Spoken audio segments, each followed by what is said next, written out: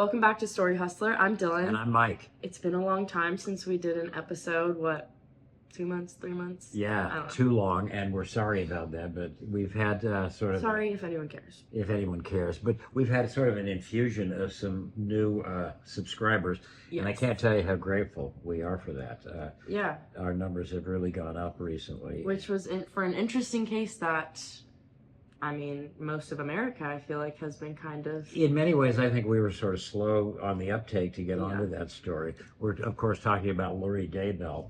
Lori, Vallow, Daybell. Yeah. Whatever the full name is. Yeah, and well, she's been, I guess, married 5 times, so it's a long name. But she's going by Lori Daybell at this point, and that's what the name she was tried under in the state of Arizona recently. And I just sat through that entire proceeding, and wow, what an interesting little venture that was. Where would you rank it in all of the court cases that you've sat in on?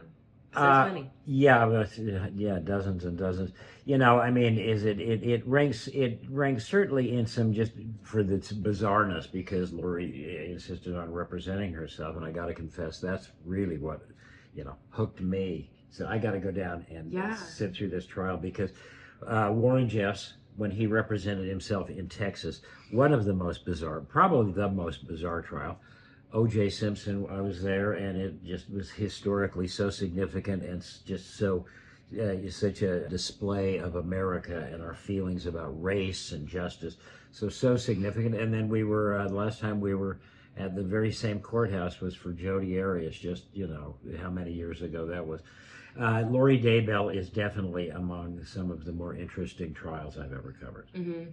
Yeah, well, we were also there for the attorney case. You and I sat in on the Mike Turney case where... That was interesting. They're all bizarre. That was not a fair question, I guess, because honestly, every court, at least every trial you've been in, and bizarre for different reasons. And when they get to that level and you start to get to know the personalities involved, I got to sort of acquainted with Charles Vallow's family in this, and it's when you start getting in on that sort of personal level and seeing these people day after day in court, for me, it suddenly becomes, now I'm a lot more interested in it, because the people and the drama and the pain, real life pain and suffering that is behind all these stories. Yeah, and I feel like journalism gives you a very interesting light into people's lives, especially, I mean, some days you're going in and you're talking about a story and it's like the worst day ever in their entire life, and like that's why you're there. That's like, so it's just weird, the responsibility of covering these stories. Not that we're responsible for covering this story, but just in general, like media coverage. But just, I think you bringing up the word responsibility in covering stories like this. There's still, and with so much talk about journalism and where we are today, that it's still a responsibility to do it right and get it right and go after the facts and and to the extent you can be fair, be fair. Yeah. Sometimes life ain't fair, and facts are facts. Facts are facts, and this as we have discussed, this trial with Lori for me was really just a refresher course, slam refresher course on media coverage of these trials, because as we have been talking about, it's the podcasters who are really the dynamic information sources on these. It's not like the networks. It's not the evolution of media. So, and I can trace my origins back to the pre-OJ days, and then how OJ significantly transformed the media and really gave life to the cable news networks. Mm-hmm. They were struggling, but OJ came along, gave them the one story, and it made sure that they were going to be operating like the 24/7 coverage kind of 24/7. They learned the format for a success. CNN was still sort of a struggling entity. Fox didn't exist at the time. All these these cable news were struggling to find an identity, and with OJ they found the format, the modus operandi. One big story, throw all in 24/7, and it'll sustain you. And it has shown the growth in all of the true crime networks, and you know what I'm talking about. There's a whole new genre because people just throw it all in, and particularly on true crime. Yeah, I feel like it's so interesting because just network news and where we're at in the media environment, and kind of how people feel about different media outlets. Like, it's just so interesting. And you're living this every day in your work. And yeah, but it's like sometimes people are like, this is too much. Like the all around coverage of these like brutal stories. You know, and it is. I think it is taxing when people sit around in front of their televisions and watch this stuff. Yeah. But you know, it's fascinating, and there's certainly an audience. And you know, you do go out and take a breath of air, but then come back and watch another one of our podcasts because, you know, I think a little balance is always a good thing. Yeah, I guess hopefully we do these justice. But the whole, I mean, as someone who wasn't at the Daybell trial, I'm a little relieved because I just felt like it was a weird trial to have in general. She's already convicted in Idaho for killing Tylee and JJ, her 2 children. And she's going to spend life in prison there. And then it's just like to bring her here to have this trial. I understand that, you know, Vallow's family wanted closure. And they did. And they deserve that. But it's also like, I'm glad they found a verdict and it wasn't a hung jury. That would have been a real, I think. Because that would have been so irritating for people. Yeah, because Lori Daybell's going to die in prison. Yeah. Probably in Idaho prison. She's got 3 life sentences for the... And again, I think every time we talk about this, we should be remembering those 2 little kids that got killed. Yeah, Tylee and JJ. And that's the tragedy. The whole thing's a tragedy. Lori kept talking about a family tragedy is not a crime. Well, in her case, it's both, and she was the architect of all of it. She costs. Yeah, anyway. So she's a real piece of work, I think. For people who are interested in my insights on my Facebook page, I've done my little day-to-day updates, some sort of snarky reviews, little rants about the little touch. Well, but you know, not that many rants because I was very impressed as an old student of the courts. I love to see good lawyering. I love to see judges who were in control of the court. And I thought that the prosecutor, Trina Kay, did a terrific job putting together what was a hard case. Yeah. Lori didn't pull the trigger. They had to pull together a lot of sort of circumstantial evidence. There was a ton of it, but I think the prosecutor did a good job, and I was very impressed with the judge as well. So, Lori, for as crazy as she was, seemed to kind of keep it in check while she represented herself. Wasn't a train wreck. Yeah. You know, I don't think we talked to several of the jurors afterwards. We went outside and, you know, did the interviews, and it didn't seem like the jurors were in any way impressed or influenced by Lori. They thought, you know, I think they saw through her act. But she didn't get up and her, you know, I joke. When I went down there, I was hoping that she was going to get up and start talking zombie talk, and her head was going to spin around, you know, and do the whole exorcist stuff. But she didn't do any of that. She sort of behaved. She was, I don't think she did herself any favors. Yeah, it would have been interesting to see if she had gotten representation, what kind of case. Wouldn't it change it? I'm just happy there was a verdict because, like I said, I would have been annoyed for spending taxpayer money just to have a hung jury when she's already convicted in Idaho, and she's gonna have another trial coming up here in Arizona again, because she is. I mean, Lori. I was talking to on a podcaster. We'll mention this, but I was talking to a podcaster about how do you classify Lori Daybell? She's now a convicted murderer 4 times over. That's serial murder. That's serial killer numbers. What is the threshold for a serial killer? Oh, I think it's 3 or 4. I'm sure there's some mathematics of the calculation of serial killing, but it's not a mass killing. It wasn't done at one time. No. But she's convicted of 4 murders and now is going on trial for an attempted murder. So you know those are good numbers. For a killer, that's a big body count. So is Lori a serial killer? A serial killer by conspiracy? I guess that's sort of the footnote. Anyhow, but Lori Daybell was found guilty by a jury, which was interesting. It just the demographics of it was overwhelmingly men on the jury, and a few jurors got dismissed rather early, right? Yeah, I just they gave you it's I don't know, but yeah, it got sideways for some reason or another. They started off with a 14 juror pool, and they got it down to they got it down to ultimately it was 10 men and 2 women who decided her fate, and it didn't take them long at all. They spent more time going in and arranging the chairs really than deliberating. Because it was a pretty good case that the state pitched. Yeah. Speaking of good cases that states have pitched, Samuelites. Yeah, we got to talk about. That was a solid transition for us. Usually we're all over the map, but Torrance Bistline. Torrance Bistline. So another one of the Samuelites, as we've dubbed them throughout our coverage of them. Torrance Bistline was one of the brothers, really like the financial backing for Sam Bateman and his whole group. And he was just sentenced, and you were there last week. Yeah. And Torrance got new representation since the trial, right? Thank goodness, because his representation in the trial was not very good. Yeah, it wouldn't have changed anything. It wouldn't have changed anything. So new representation, and they were asking for 11 and some change, 12 years in prison. Right. For his crimes, which he actually, He actually raped one of the little girls. Yeah. And but anyway, it's a hard. This is a terrible story. But ask for 12 years. Yeah, and but the judge ultimately decided Susan Brnovich, who again a judge that we've thought has handled a very complex, sprawling case involving 24 people. A lot of folks.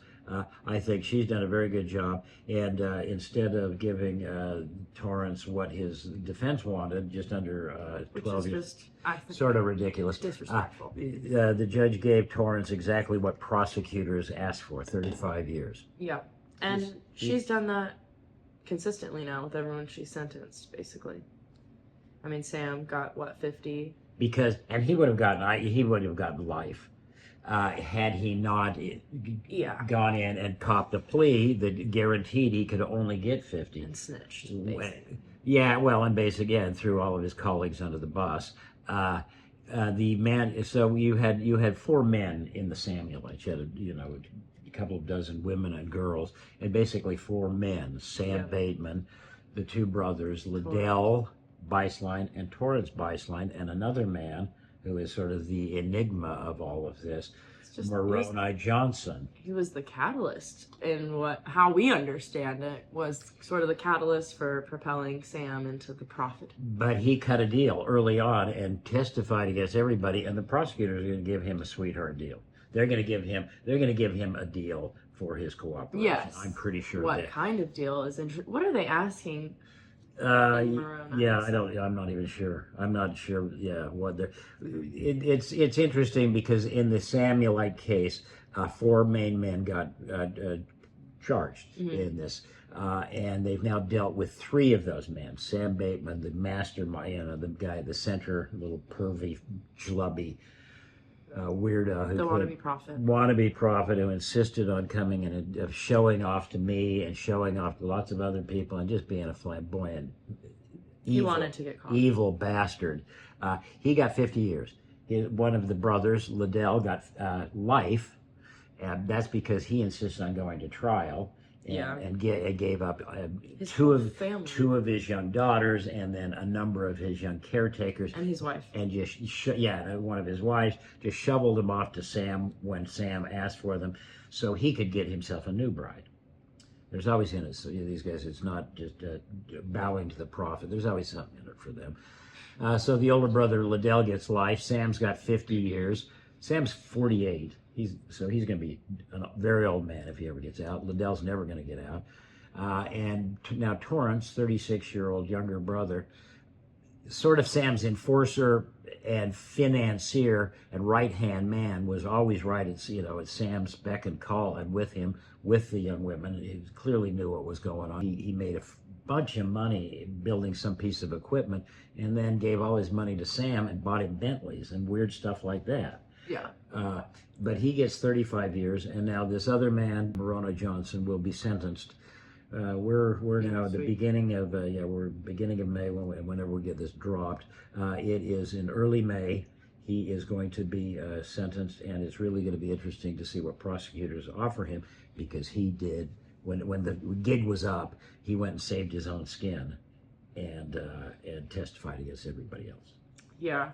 It's going to be interesting. And if you've watched any of our previous episodes, we've talked about Moroni specifically with some former FLDS women and Watch our interview with our friend Faith Bistline and our very good friend Victoria Cook, yeah, because they both give us an insight into young Sam and young Moroni, yeah, and where these guys came from and what they've been doing really throughout.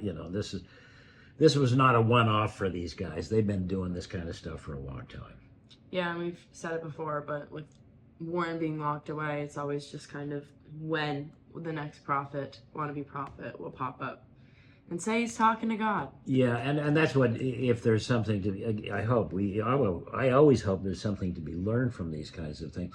And there's still a lot of FLDS people and sort of on the fringes that are very susceptible to a guy like this, and I have great sympathy for people who are still in, and I wish, but eventually they got to, you got to start taking account for yourself. But there is a lot of guys who are very anxious to take advantage of that kind of mindset that is still deeply entrenched in a lot of people.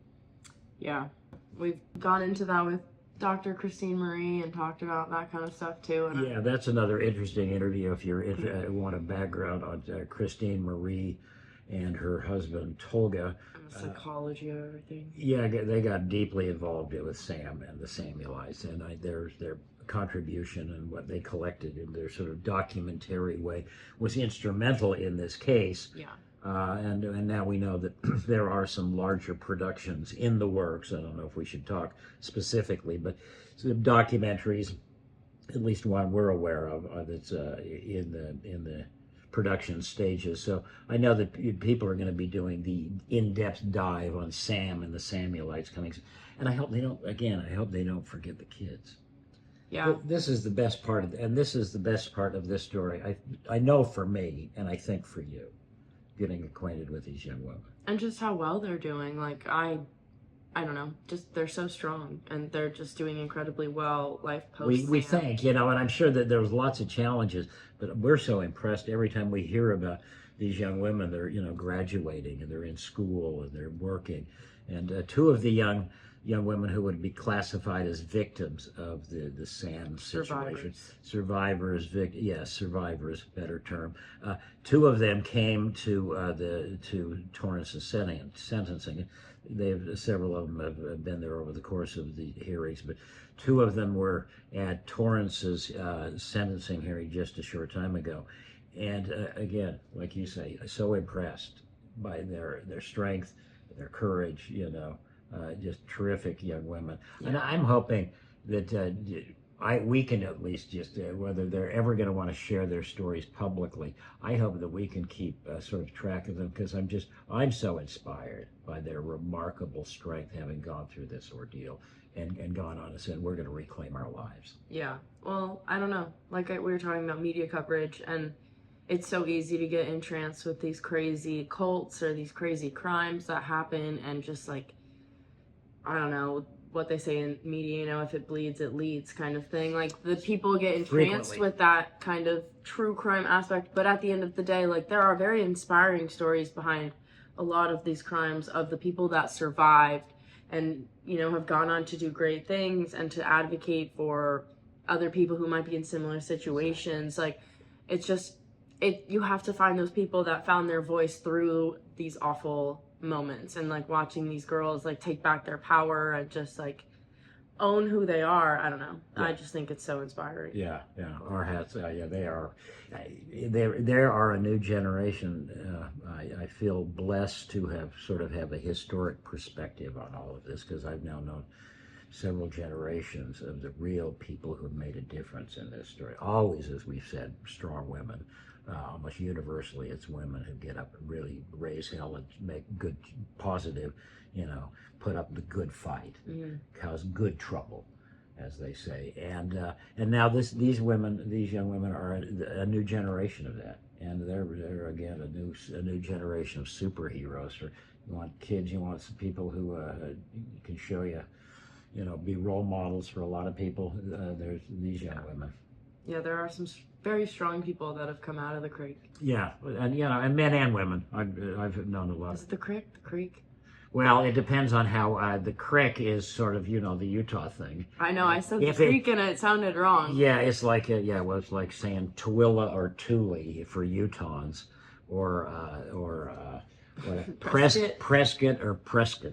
Prescott or Prescott for Arizona. There's just places this person says it that way. They're locals. Like here, Bedice. You Bedice, Texas. Okay. I'd never, if you see it spelled, that's not how you're pronouncing it. But anyway. Okay. Yeah. Off track. We're in the. By the way, we're in the Texas Bureau, Texas hideout. Yes. It is for top secret. For a short. Well, she's got her own thing going now. She doesn't need pap anymore. But yeah, well, if you're new here, thanks for joining us. We've gotten a surge of subscribers in the last week after you did that East Idaho news. Thanks to our tip of the hat to our friend Nate Eden, who is a young man that I got acquainted with. He's the guy who has been on it like a dog on the bone on this story from early on. And he's translated that into a great deal of sort of success with true crime stuff. So it's called Courtroom Insider. Courtroom Insider. Yeah, he gave us a nice plug. So Courtroom Insider and Nate Eaton, and he's a new friend of ours, and so we're pleased to be acquainted. And I really think you're part of this generation. I'm stumbling into this like the babe in Wonderland. I don't know anything about technology, and you know that, but it really was. Like anybody who knows that. Anyway. Yeah, but to have to just witness how the podcasters are really, sort of driving the narrative in stories like Lori Daybell. I found it fascinating. Yeah, and I think for me it was educational for our little, humble effort here to see what some people are doing with these projects. It's, I'm very impressed. Yeah. Well, now having been in the TV biz for a few months, I don't know you'd survive nowadays. I don't know. Listen, it's a much different game than what you do and what I did back in the day. I think it's harder today and more challenging. I don't know about that, but I just don't think technologically you'd survive. Oh, well, that's a low bar. I mean, yeah, and I cannot meet that threshold. You're right about that. I was blessed in a different time because I would go out and really could just be a reporter and a producer, and I would have a persistent annoyance. And a persistent annoyance. You obviously familiar with my work. But I had I always had like some really competent, talented camera people with me. Yeah, they made you look good. Way good, way better than. And I've said this a million times. All my career to the camera guys I worked with over there. I was nothing without them. So maybe I'm just not that good of a photog. What do you mean? You gotta go, dude. It's a different world. That was more of a diss at you. Yeah, well, I'm sure it was. It went over his head. I'll explain it later. Anyhow, well, it's so nice to be back together. Yeah. Yeah, just in the same time zone. Took you 36 hours to get here, but... Yeah, they had some weather in the Big D as I was coming over. Rain. I left Phoenix at midday on Wednesday and couldn't fly to... I just wanted to go to Dallas. They turned me around and flew me to Palm Springs, California, and I spent the next 25 hours in the hotel waiting to get back. The airport. I mean, in the airport, yeah. So, but at least Palm Springs is a really nice airport. Yeah, I was going to say, you were living your best life. We'll drop your little vacate photo right here. During the current affair days and traveling around the world, I had been stranded in a lot worse places, I could tell you. Oh, I bet. Palm Springs was nice. Yeah. Anyhow. I don't get flight routes. Anyway. Really a pleasure to be back with you and my co-host letting me back on set with her now that she's a big star, so. Said no one ever. Said, oh yeah. But anyway, we've rambled yet again. So thanks for watching if you have. Thanks for joining us if you're new. Keep the combo going. Ask us anything. Yeah, please. We'd love to have him. I'll make him respond to comments. Yeah, and so we have the sentencing of Moroni Johnson coming up in about 10 days from now. Yeah. No, 8 days from now. And then we also have the second trial of Lori Daybell for the attempted murder of her former nephew. And it's just this tragedy, bizarre, heartbreak, nightmare story just continues to roll on. Yeah. Well, hopefully there's a verdict in that too, or finally a conclusion. Annoyed taxpayers. Anyway, signing off. This is Story Hustler. Thanks for watching. Share with your friends. like and subscribe, all that jazz. Good night, everybody. Good night.